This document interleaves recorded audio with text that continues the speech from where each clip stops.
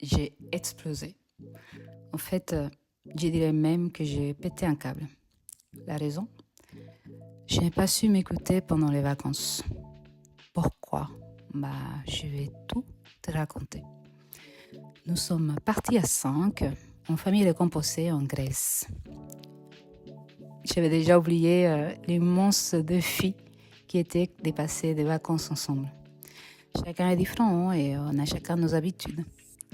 Je t'avoue que souvent, c'est à ce moment-là que j'identifie les points sur lesquels je dois me concentrer en priorité. Au début, tout se passait bien. Mais quelques jours plus tard, le samedi, il me semble, je me réveille avec un état de colère incontrôlable. À ce moment précis, je me suis dit, merde, à quel moment je ne me suis pas écoutée. J'ai commencé à explorer ma psyché, comme je fais d'habitude. Je voulais absolument trouver la raison de cet état. Ça me perturbait. J'ai donc posé des questions à mon inconscient pour qu'il me révèle les moments où j'ai ignoré mon besoin. Et là, c'est le drame. Pourquoi? Parce que la liste était longue. Je n'ai pas su dire à mes enfants que j'avais besoin de solitude. Au lieu de cela, je me montrais tout le temps disponible. Je n'ai pas su leur dire que ça me dérangeait, qu'ils soient tout le temps dans mon lit, que j'avais besoin de me reposer. J'ai tout simplement suis allée m'asseoir sur le canapé. Je n'ai pas su leur dire que j'avais besoin de silence quand je faisais la sieste. Je me suis dit que c'était normal, qu'ils étaient encore petits et qu'ils avaient besoin de s'amuser. Je n'ai pas su dire à mon compagnon que j'avais besoin qu'on se retrouve. Je me suis laissée envahir par les enfants alors que j'avais besoin d'intimité émotionnelle avec lui. Bref, il y avait plein de raisons. Je n'avais pas écouté mes principes et mes besoins. Résultat, je pétais un câble. Toutes ces petites frustrations non exprimées sont sorties comme un volcan en éruption. Je les ai vomies. Oui, vomies.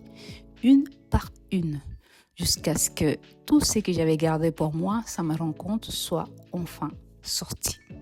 Ma famille m'a écouté silencieusement. En même temps, j'étais tellement à vous qu'ils ont bien compris qu'il ne fallait pas m'interrompre. Ensuite, quelque chose de merveilleux s'est passé. Ils ont commencé à faire plus attention à mes besoins, à me demander s'ils pouvaient aller dans mon lit, à respecter les moments d'intimité avec mon chéri. Ça représentait énormément pour moi. Je me suis sentie aimée, écoutée, accueillie. Et ça ne serait pas arrivé si je n'avais pas pété un câble. Pourquoi je te parle de ça? Pour te partager le fait qu'une émotion dite désagréable n'amène pas un résultat désagréable. Donc finalement, ce qui semblait être une expérience pas cool du tout est devenu une opportunité de me confirmer à nouveau l'importance d'exprimer mon besoin. Pour moi, mais pour les autres aussi.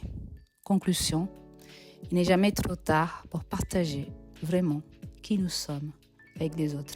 Même si à ce moment-là, ce que nous sommes, c'est un volcan.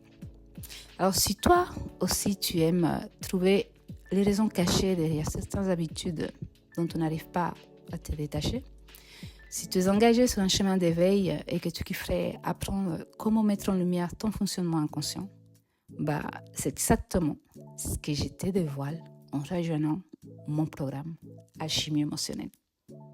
À bientôt!